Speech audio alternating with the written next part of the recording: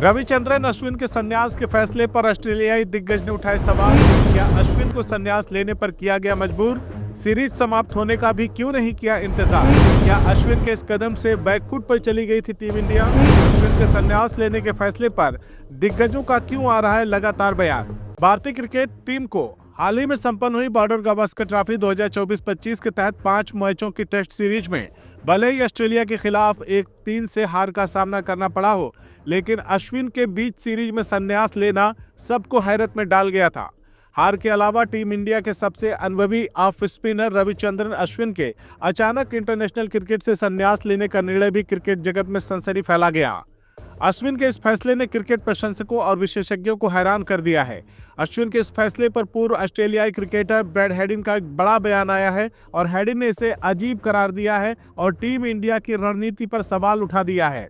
Border Gavaskar trophy में रविचंद्रन अश्विन को लेकर भारतीय टीम की रणनीति ने कईयों की भौहें चढ़ा दी हैं। अश्विन को इस सीरीज में केवल एक मैच खेलने का मौका मिला।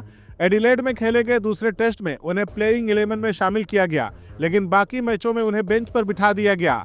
पर्थ में खेले गए पहले टेस्ट मैच में वाशिंगटन सुंदर को प्राथमिकता दी गई, जबकि तीसरे टेस्ट में रविंद्र जडेजा को अश्विन की जगह उतारा गया। एडिलेड टेस्ट मैच ड्रॉ समाप्त हुआ, लेकिन अश्विन ने इसके बाद अचानक ब्रिस्बेन टेस्ट के बाद इंटरनेशनल क्रिकेट से संन्यास का ऐलान कर दिया। इस फैसले ने हर किसी को चौंका दिया।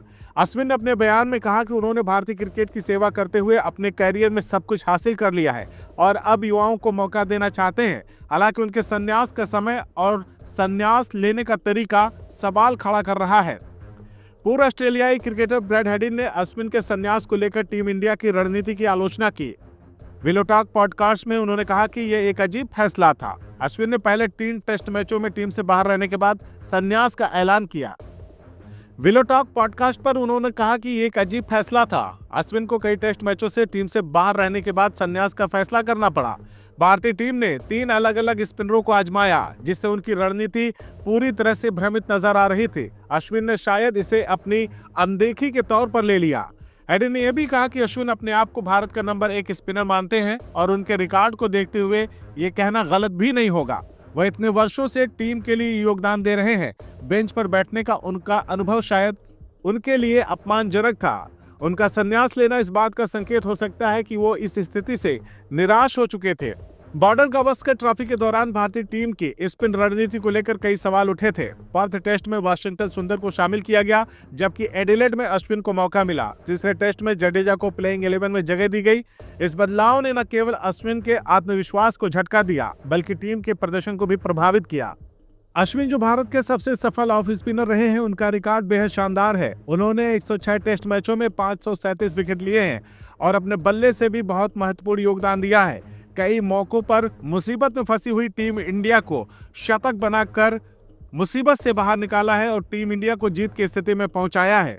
ऐसे में उन्हें केवल एक टेस्ट में मौका देना ऑस्ट्रेलिया में कई विशेषज्ञों को नागवार गुजर रहा है।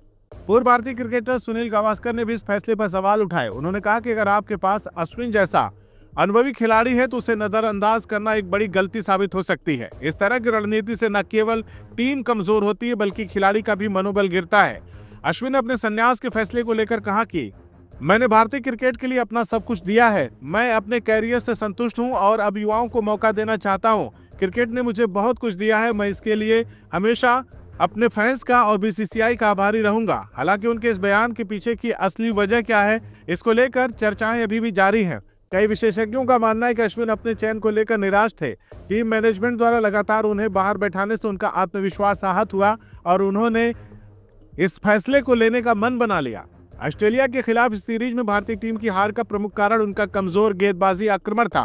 अश्विन की अनुपस्थिति में भारतीय स्पिन विभाग पूरी तरह से कमजोर नजर आया।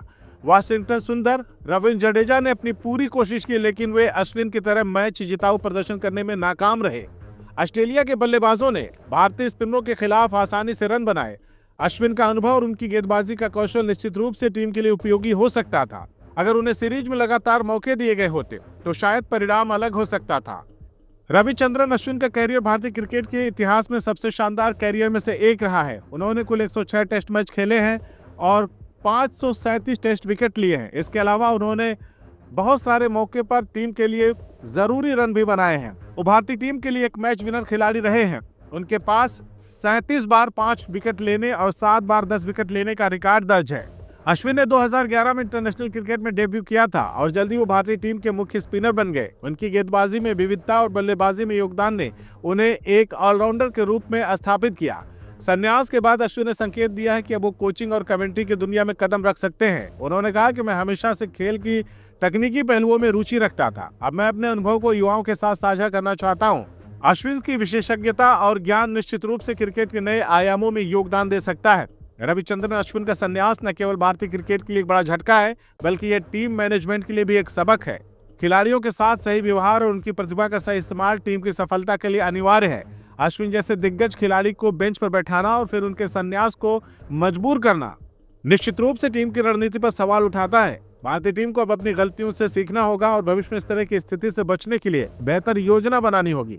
अश्विन का कैरियर उनकी महानता का प्रमाण है और हमेशा वह भारतीय क्रिकेट के इतिहास में एक प्रेरणा स्रोत बने रहेंगे। आप क्या कहना चाहते हैं अश्विन के खेल पर? क्या अगर अश्विन ने संन्यास नहीं लिया होता तो बॉर्डर गावस्कर ट्रॉफी का नतीजा दूसरा होता? हमें कमेंट करके बताएं। बाकी क्रिकेट की ऐसी तमाम खबरों को देखते रहने के लिए देखते रहिए CIB स्पोर्ट्स, क्योंकि क्रिकेट जिंदगी है।